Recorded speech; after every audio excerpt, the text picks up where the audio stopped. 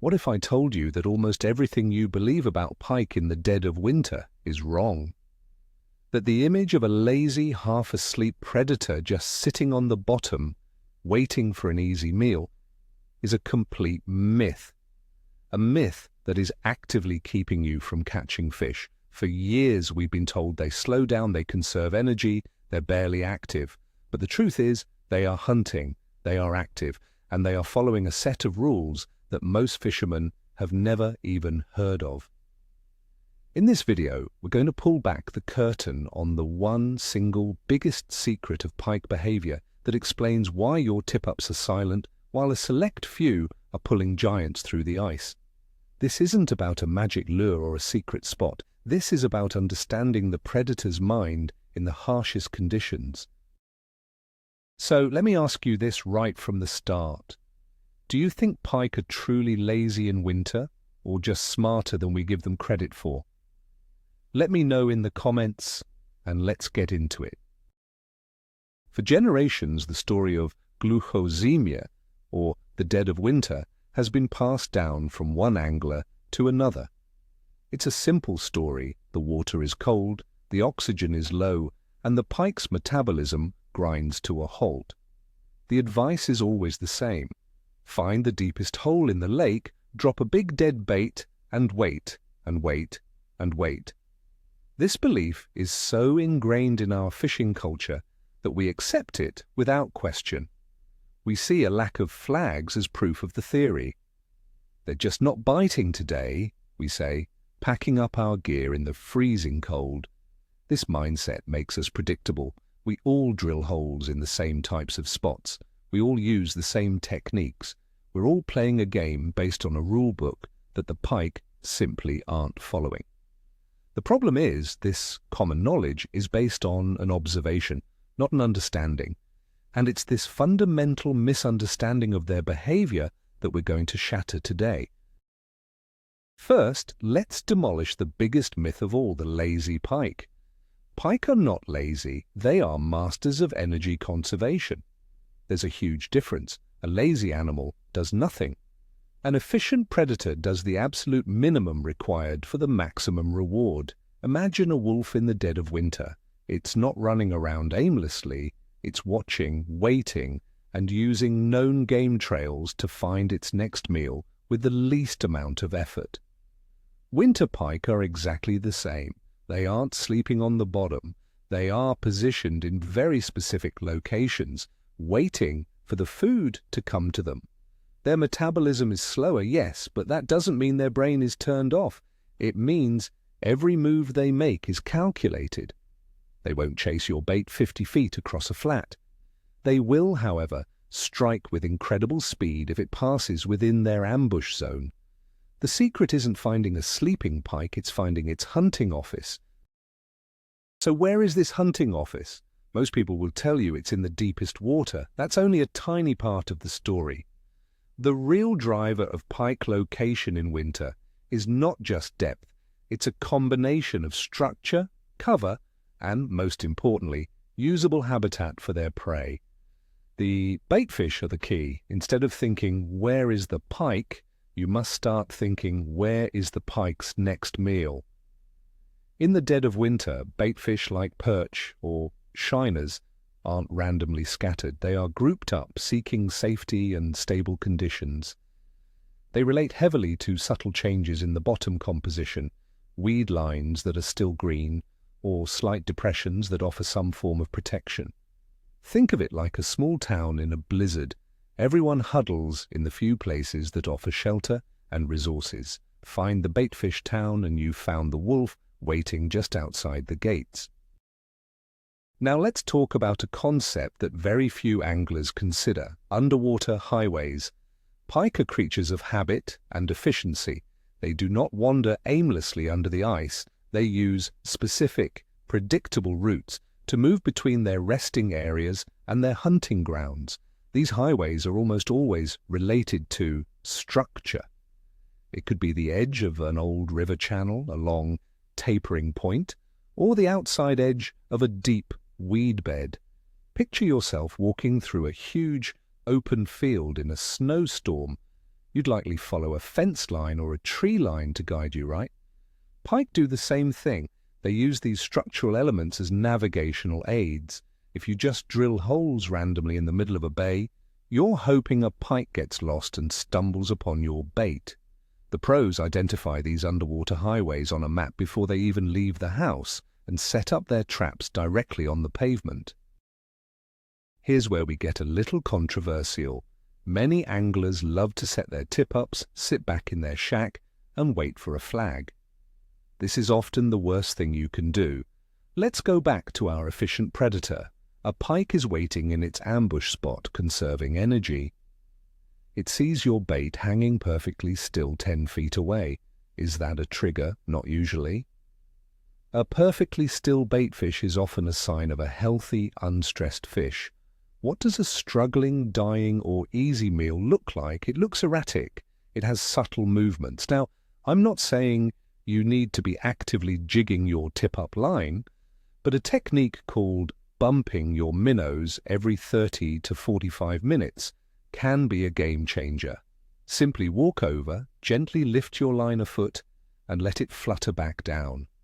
That tiny bit of movement and vibration is often all it takes to signal easy meal to a nearby pike and trigger a strike you otherwise would have missed. Let's discuss the role of oxygen. We all know it's important, but we look for it in the wrong places. The common wisdom is to fish near inlets or springs because that's where the fresh, oxygenated water is. While true, these spots are often hammered with fishing pressure. The hidden secret is finding oxygen produced by the lake itself, specifically from healthy green weeds. Even under a foot of ice and a blanket of snow, certain types of coontail or milfoil can still photosynthesize on bright days, creating small pockets of highly oxygenated water. These oxygen oases are magnets for baitfish. A pike doesn't need to sit in the current of an inlet when it can relax in a comfortable, oxygen-rich weed bed that is also a 5-star restaurant. Finding these living weed beds in the dead of winter is like finding a gold mine. Now let's connect this to what you actually see on the ice.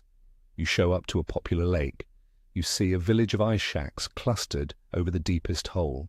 This is what we call community fishing, and it's based on that old, flawed logic.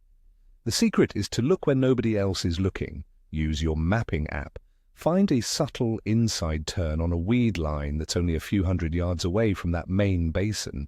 Find a secondary point that doesn't look as impressive as the main one. The biggest, most pressured pike didn't get that way by being stupid.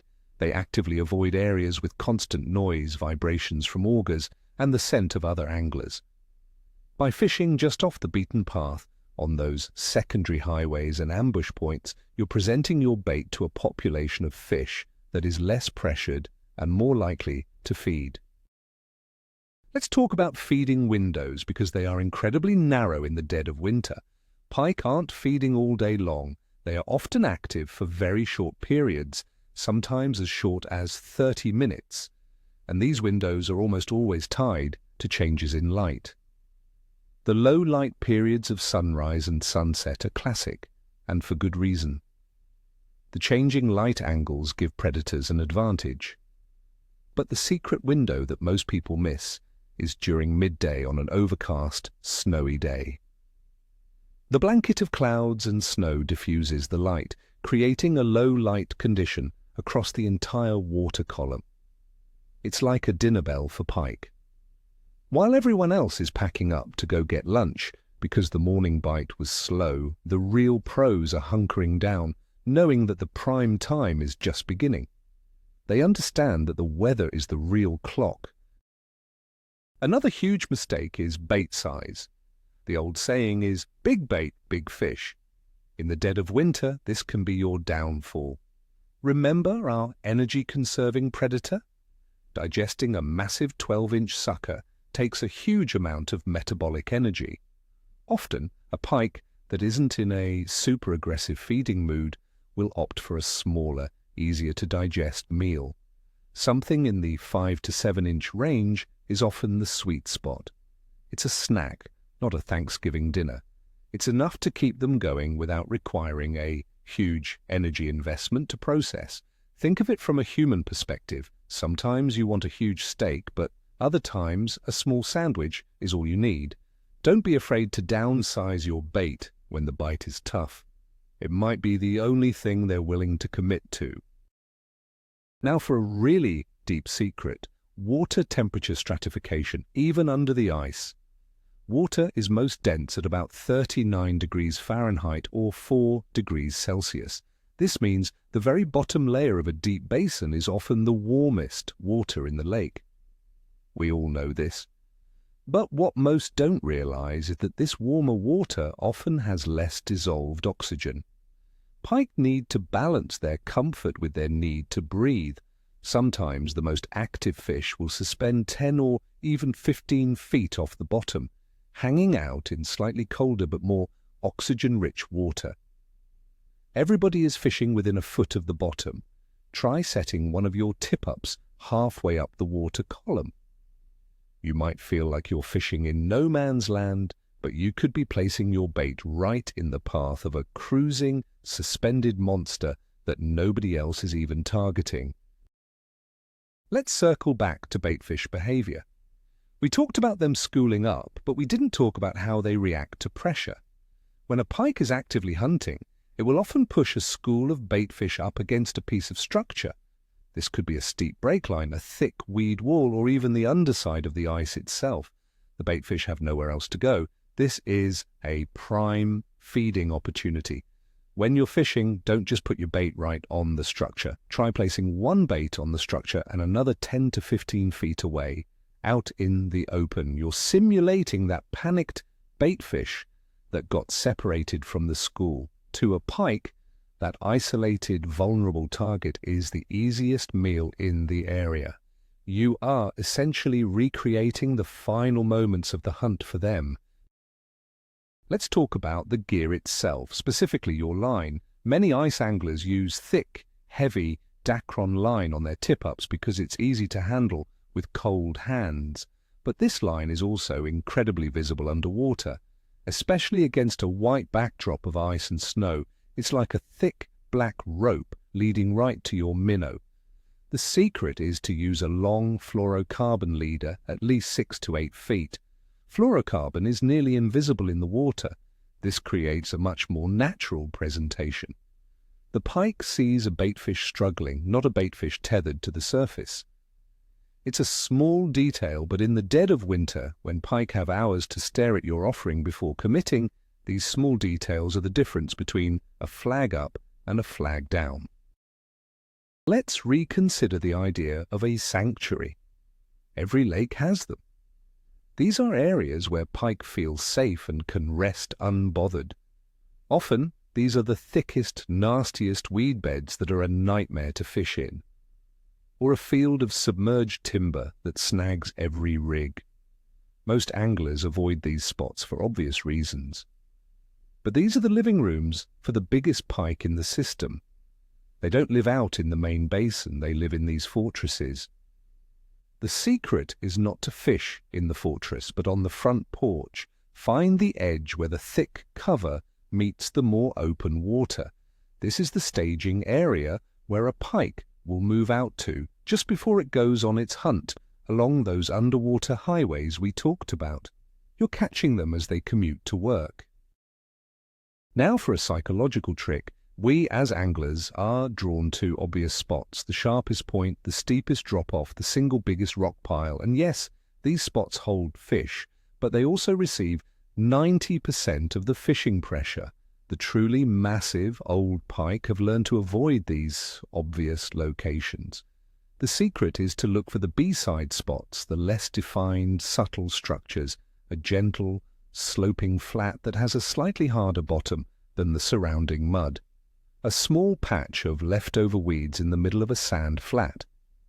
These spots don't scream "fish here" on a map, which is exactly why they are so good. They are overlooked, unpressured, and often hold a resident giant that other anglers drive right over.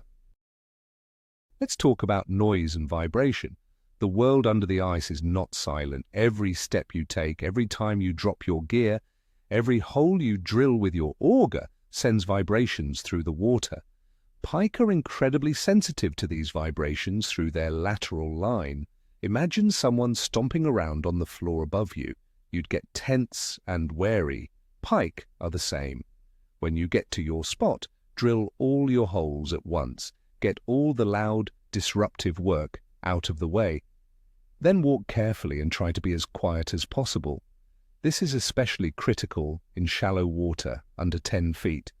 The anglers who are constantly moving, drilling, and making a racket are often just spooking fish away from their area and ironically pushing them towards the quiet, patient angler. Let's re-examine the concept of barometric pressure. Everyone says to fish when the pressure is falling. It's good advice, but in the dead of winter, a period of stable, high pressure can be just as good, if not better. Why? Because stability is key. For 2 or 3 days of consistent high pressure, the weather is stable, the light conditions are stable, and the fish get into a predictable routine. They get comfortable. That sudden, sharp drop in pressure that signals a major storm can sometimes shut them down completely as they hunker down to wait it out. So don't just look at what the barometer is doing today.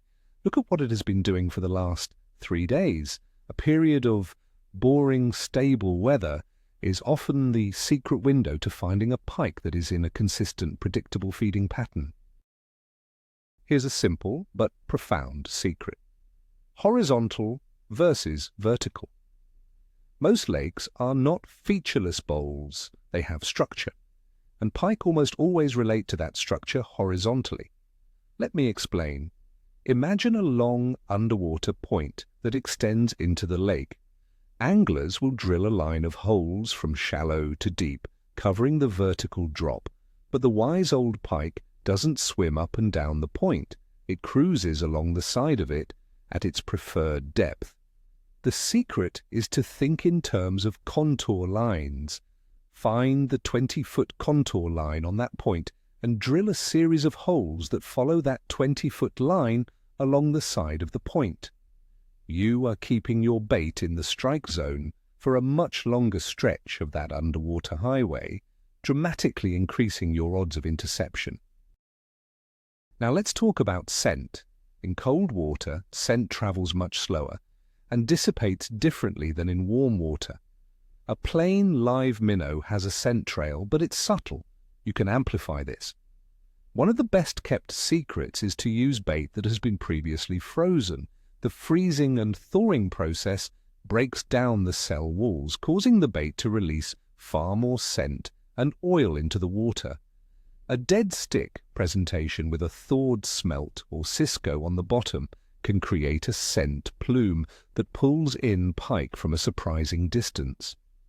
They might not be in an aggressive hunting mood, but the promise of a free, smelly, and easy meal is often too much for them to resist. It's an olfactory dinner bell. Let's put a number on patience. We talked about bumping your minnows, but what about moving your tip-ups? Many anglers are too impatient. They'll give a spot 20 minutes, and if they don't get a flag, they're off to the next hole. In the dead of winter, that's not enough time.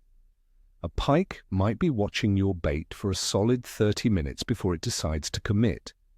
A good rule of thumb is the 1-hour rule. If a promising spot doesn't produce a fish or at least a dropped bait within 1 hour, then it's time to consider a move. This forces you to be patient and let the spot develop, but it also keeps you from wasting your entire day on dead water. It's a disciplined approach that balances patience with mobility, the two most important virtues in ice fishing. Let's discuss the aftermath of a catch. You finally get a flag, you fight the fish, and you get it on the ice. It's a great moment. What do you do next? Most people immediately rebait and drop their line right back down the same hole. And this is a mistake. Often, where there is one pike, there are others. But the commotion of the fight, the struggling fish, the line cutting through the water, the noise on the surface has likely put them on high alert. The secret is to have a second pre-drilled hole about 20 to 30 feet away from your hot hole. After you land a fish, immediately drop your next bait down that fresh, undisturbed hole. You're presenting a calm offering to any other nearby pike that were attracted by the commotion but spooked by the final moments of the fight. Finally, the biggest secret is a change in mindset. Stop thinking of winter pike fishing as a game of luck. It's not. It's a game of chess. Every piece of information we've discussed, structure, bait, oxygen, pressure, light, and angler behavior, is a piece on the board. The pike is your opponent, and it makes predictable moves based on its need to survive and conserve energy. The anglers who succeed are not the lucky ones, they are the strategists. They study the map, they understand their opponent, and they place their pieces on the board in a way that guarantees an encounter. They aren't waiting for the fish to make a mistake, they are forcing the fish into a checkmate. Your goal is no longer to hope for a bite, but to engineer a bite. So, let's bring it all together. The great secret, the lie we've all been told, is that pike become simple, lazy creatures in the winter. The truth is the exact opposite. They become more complex, more efficient, and more predictable than at any other time of year. They aren't just deep, they are on underwater highways. They aren't just slow. They are waiting in calculated ambush spots. They aren't ignoring your bait because they aren't hungry. They are ignoring it because it doesn't tick the right boxes for an energy-efficient meal. The real turning point, the Wareta Poverot moment, is realizing you have to stop fishing for a dumb fish and start hunting a smart predator. This knowledge changes everything. It means you can look at a frozen, snow-covered lake not as a mystery, but as a roadmap. You can now predict with a high degree of certainty where the fish will be and why. Thank you so much for watching. If this video gave you a new perspective on winter pike, do me a favor and hit that like button and subscribe for more content that cuts through the noise. And now, I have to ask you, what's the one old-school pike fishing myth that you've always suspected was wrong? Drop your thoughts in the comments below. Let's get a discussion going.